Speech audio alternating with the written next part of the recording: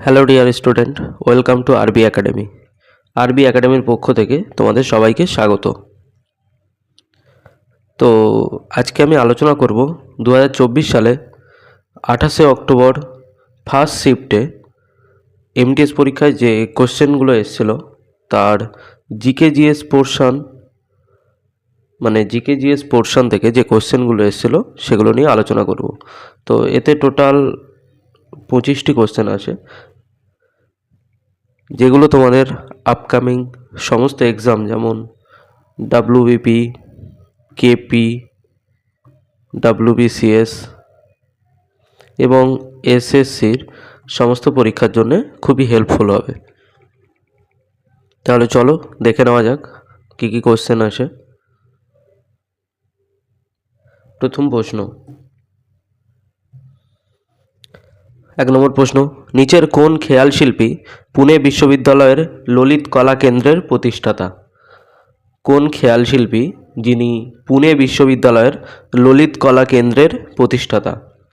তো এর সঠিক উত্তর হবে অপশান নাম্বার 4, ভীমসেন যোশী। আচ্ছা, এই ভীমসেন যোশী ইনি কে ছিলেন?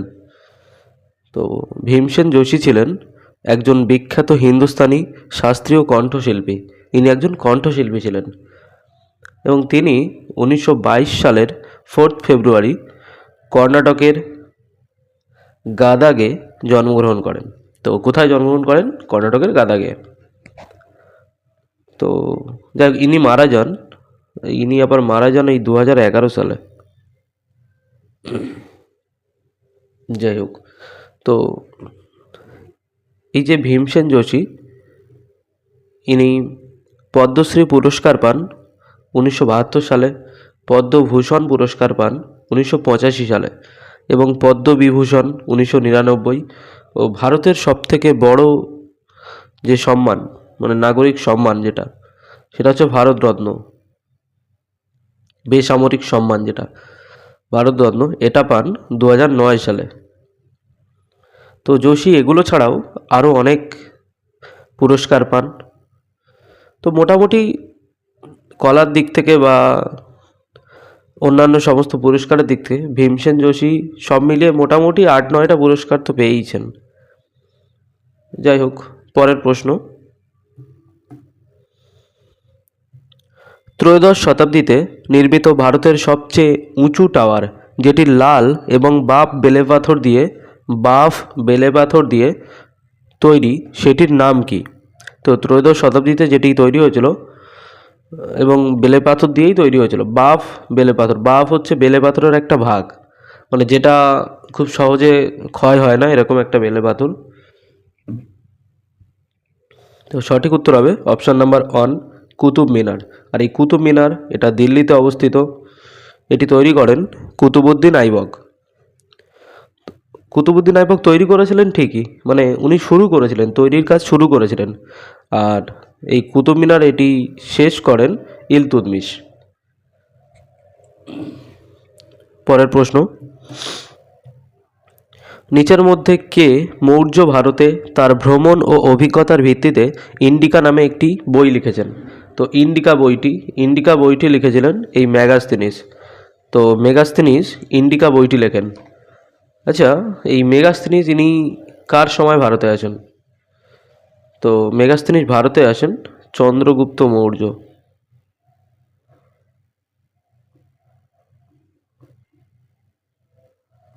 চন্দ্রগুপ্তের মৌর্যের আমলে এই মেগাস্তিনিস ভারতে আসেন। পরের প্রশ্ন, ফুলের কোন অংশ বীজে পরিণত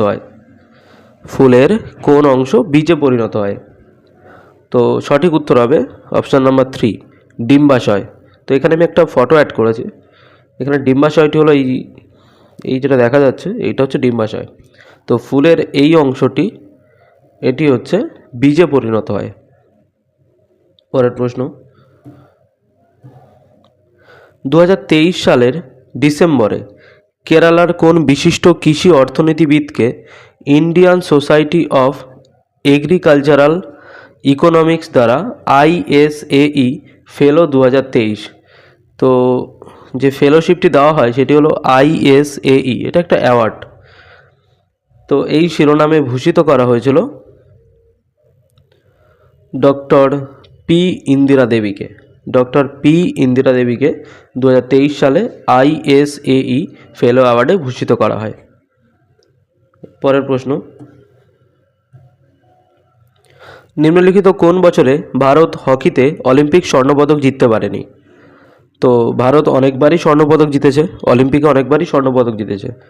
যেমন এই 1928 সালে, 32, 1936, 48, 1952, 1956, এটসেট্রা। তো যাই হোক, এর মধ্যে কোন বছর জিততে পারেনি? এই 1960 সাল। বাকি এই 56 এই সালেও জিতেছে, 52 সালেও জিতেছে, 48 সালেও জিতেছে। তো 1960 সাল এই সালে ভারত হকিতে স্বর্ণপদক জিততে পারেনি। তো এছাড়া হকি নিয়ে আরও কিছু তথ্য দেখে নেওয়া যাক। তো বর্তমানে হকি টিম এর যে ক্যাপ্টেন আছে সেটি হচ্ছে মনপ্রীত সিং। তো যদি কোশ্চেন আসে যে বর্তমান হকি টিমের ক্যাপ্টেন কে আছেন, তো সঠিক উত্তর হবে এই মনপ্রীত সিং। আর কোচ আছেন ক্রেগ ফুলটন। বর্তমান হকি টিমের হেড কোচ আছেন এই ক্রেগ ফুলটন। নেক্সট,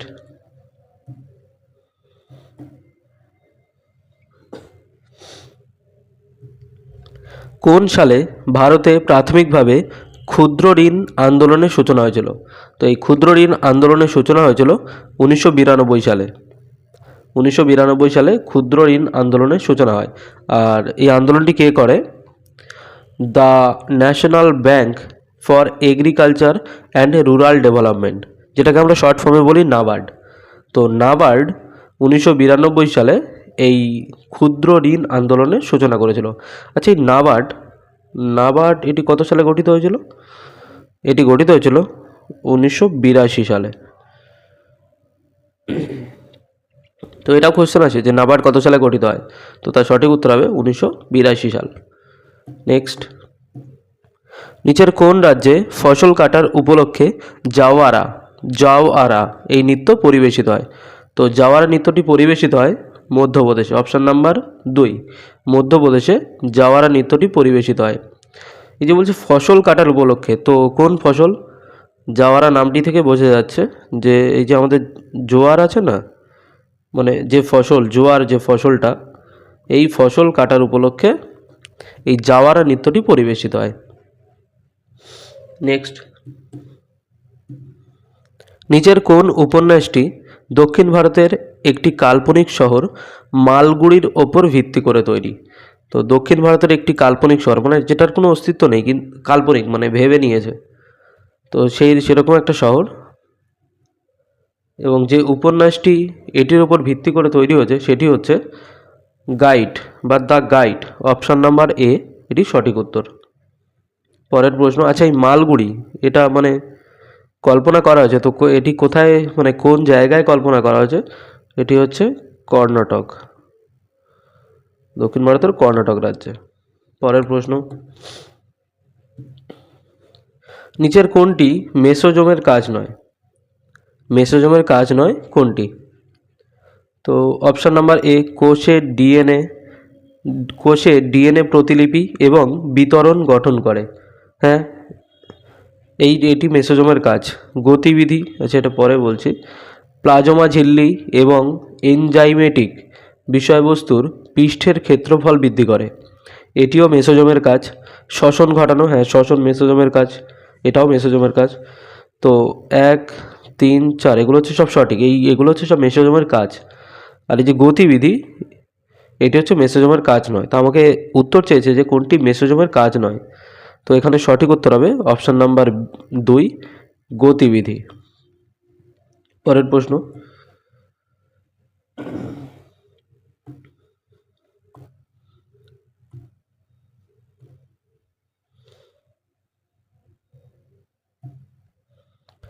গুজরাটের মাধবপুর মেলা হলো রুকমণির সাথে ভগবান কৃষ্ণের বিবাহ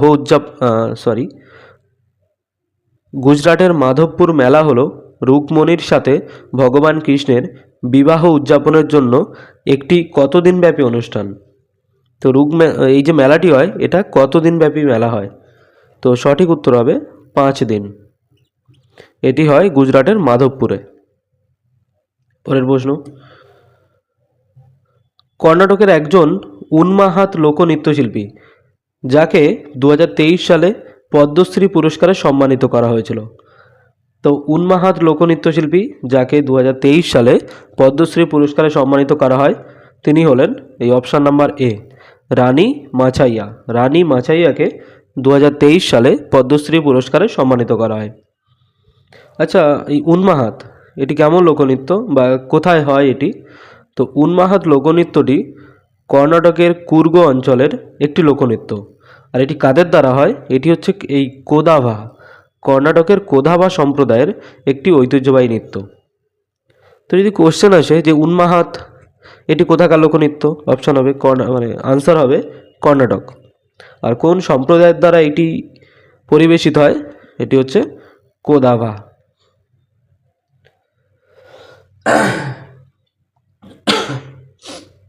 পরের প্রশ্ন, নিচের মধ্যে কে ভারতে ভূদান ইয়াজনা বা ভূদান যজ্ঞ, এটাকে যদি বাংলায় বলা হয় ভূদান যজ্ঞ, এর প্রতিষ্ঠাতা কে ছিলেন? তো সঠিক উত্তর হবে বিনোবা ভাবে, আচার্য বিনোবা ভাবে। আচ্ছা, এই ভূদান যজ্ঞটা কি? ভূদান যজ্ঞ এটি হলো এই আন্দোলনটি ছিল ভারতের একটি ভূমি সংস্কার আন্দোলন, যার লক্ষ্য ছিল ভূমিহীন দরিদ্রদের জমি বিতরণ করা, যাদের জমি ছিল না তাদেরকে জমি বিতরণ করা। এবং আন্দোলনটি আচার্য বিনোবা ভাবে শুরু করেছিলেন। এখানে বলা হলো আচার্য বিনোবা ভাবেই শুরু করেছিলেন। এবং এই বিনোবা ভাবে ইনি বিশ্বাস করতেন যে জমি সমানভাবে বন্টন করা উচিত, জমিগুলোকে সমানভাবে বন্টন করা উচিত এবং ব্যক্তিগতভাবে মালিকানা নয়। একটা জমির অনেকটা জমির একটা মালিক থাকবে না, উনি চাইতেন যেটা সমানভাবে সবাইকে বন্টন করে দিতে, যার জন্য উনি আন্দোলন করেছিলেন। পরের প্রশ্ন, নিম্নলিখিত রাজ্যগুলির মধ্যে কোনটি রন নামে পরিচিত?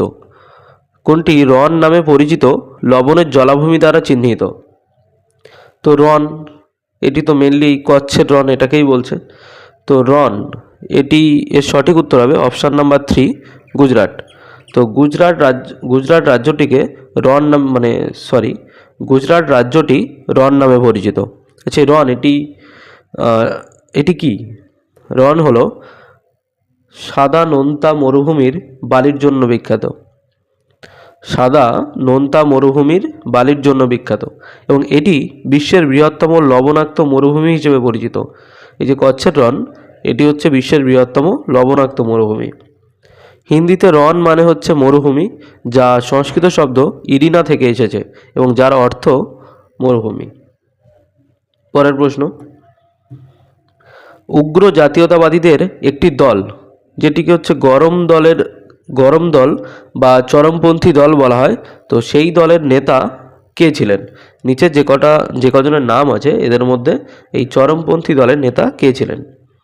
সঠিক উত্তর হবে বিপিন চন্দ্র পাল, ইনি ছিলেন চরমপন্থী দলের নেতা।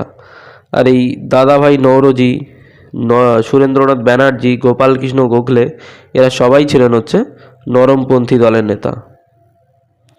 এই তিনজন ছিলেন হচ্ছে নরমপন্থী দলের নেতা। আচ্ছা, চরমপন্থী দলের আরও কটা নেতাদের নাম দেখে নেওয়া যাক। যেরকম বিপিন চন্দ্র পাল, লালা লাজপত রায়, অরবিন্দ ঘোষ, আর একজন বাল গঙ্গাধর তিলক, এনারা সবাই ছিলেন এই চরমপন্থী দলের নেতা। নেক্সট, নিচের কোনটি জলাশয়ে তাপ দূষণের উদ্বেগজনক প্রভাব? জলাশয়ে তাপ দূষণ ঘটলে যে প্রভাবটি ঘটতে পারে সেটি হলো, এখানে সঠিক উত্তর হবে অপশান নাম্বার এ, দ্রবীভূত অক্সিজেনের পরিমাণ উল্লেখযোগ্যভাবে হ্রাস পেয়েছে। জলে যে অক্সিজেন আছে তার পরিমাণ খুব কমে যায়, যদি তাপ দূষণ ঘটে তাহলে তার পরিমাণ খুব কমে যায়। পরের প্রশ্ন, হিমাচল প্রদেশের লোকেরা হিমবাহ থেকে জল বা বৃষ্টির জল হিমবাহের জল বা বৃষ্টির জল গ্রামে আনার জন্যে প্রধানত চাষবাসের জন্যই নিয়ে আসে। তো গ্রামে আনার জন্যে যে চ্যানেলগুলি তৈরি করে সেই চ্যানেলগুলিকে স্থানীয়ভাবে কি বলে? তো এই চ্যানেলগুলিকে বলা হয় গুল বা কুল। নেক্সট প্রশ্ন,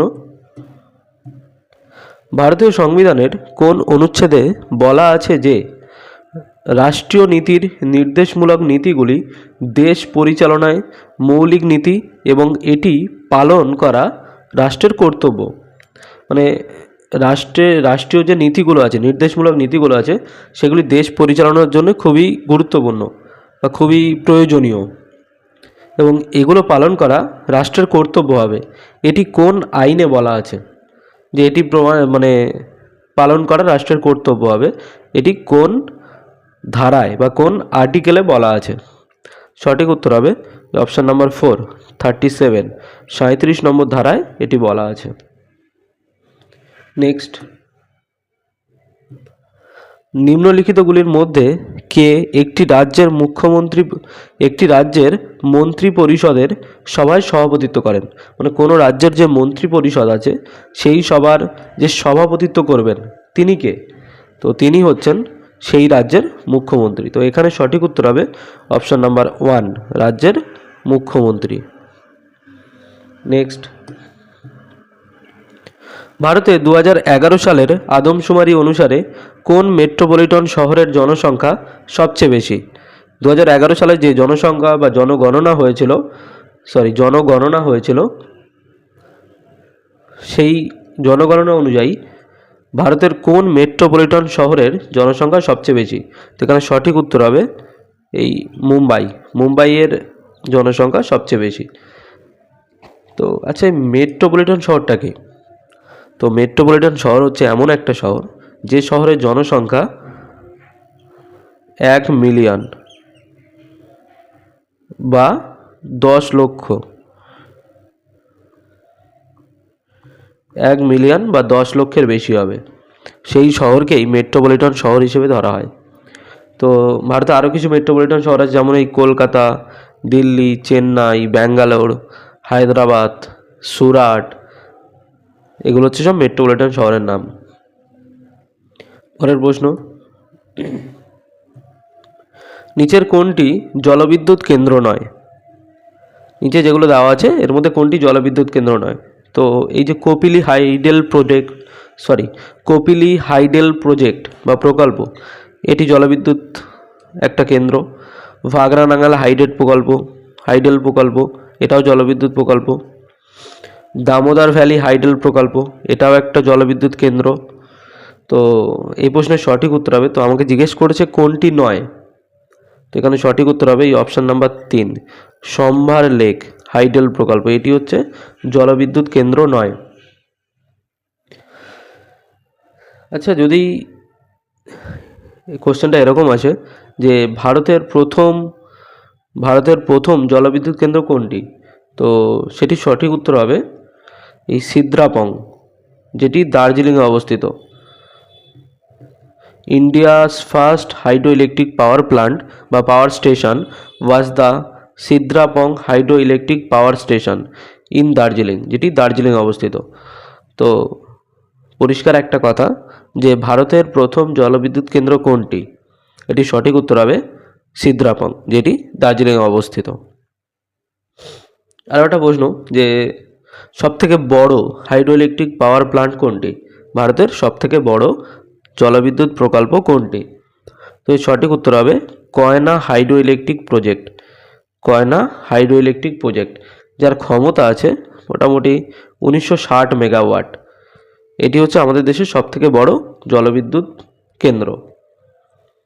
পরের প্রশ্ন, কে 2023 সালের ফেব্রুয়ারিতে ছত্তিশগড়ের রাজ্যপাল হিসেবে শপথ নেন? তো ছত্তিশগড়ের রাজ্যপাল হিসেবে শপথ নেন 2023 সালে বিশ্বভূষণ হরিচন্দন, ইনি 23 সালে রাজ্যপাল হিসেবে শপথ নেন। আচ্ছা, বর্তমানে ছত্তিশগড়ের রাজ্যপাল কে আছেন? তো বর্তমানে প্রেজেন্ট গভর্নর অফ ছত্তিশগড়, বর্তমানে ছত্তিশগড়ের রাজ্যপাল আছেন রমেশ টেকা, ইনি বর্তমানে এই পদে আছেন। যাই হোক, নেক্সট কোয়েশ্চেন, নিচের মধ্যে কে তার মায়ের নামানুসারে বিজয়নগরের কাছে নাগালাপুরম নামে একটি শহর স্থাপন করেছিলেন? বিজয়নগরের কাছে নাগালাপুরম নামে একটি শহর স্থাপন করেন। তো এটি সঠিক উত্তর হবে এই অপশান নাম্বার এ বা 1, কৃষ্ণদেব রায়, ইনি নাগালাপুরম নামে একটি শহর স্থাপন করেছিলেন। পরের প্রশ্ন, ডলফিন কিক শব্দটি সাধারণত কোন খেলায় ব্যবহৃত হয়? তো ডলফিন কিক শব্দটি এই সাঁতার কাটা এই খেলায় বা এই স্পোর্টসে এই কথাটি ব্যবহৃত হয়। সাঁতার কাটায় আরও কী কথা ব্যবহৃত হয়? তো আরও যেগুলো ব্যবহৃত হয় সেগুলো হলো ফ্রি স্টাইল, এটি ব্যবহৃত হয়, back stroke, breast stroke, butterfly stroke, এই সব শব্দগুলো এই সাঁতার কাটা এই খেলায় ব্যবহৃত হয়। পরের প্রশ্ন, জাতীয় বহুমাত্রিক দারিদ্র্য সূচক 2023 অনুসারে গ্রামের দারিদ্র জনসংখ্যার অনুপাত কত ছিল? তো এর সঠিক উত্তর হবে অপশান নাম্বার 4, 19.28%। 19.28%। যাই হোক, এই বহুমাত্রিক দারিদ্র্য সূচক এটা কি? তো বহুমাত্রিক দারিদ্র্য সূচক এমন একটি সরঞ্জাম যা একটি দেশ বা অঞ্চলে দরিদ্রের পরিমাণ পরিমাপ করে। মানে একটি দেশ বা অঞ্চলে কত দরিদ্র আছে সেটি পরিমাপ করে, এবং এটি দরিদ্র পরিমাপের দরিদ্র পরিমাপের পাশাপাশি সুস্থতার মাত্রাও বিবেচনা করে। যাই হোক, 25টি প্রশ্ন কমপ্লিট হয়েছে। তো আজকে এই পর্যন্তই, দেখা হবে নেক্সট ক্লাসে। ঠিক আছে, টাটা।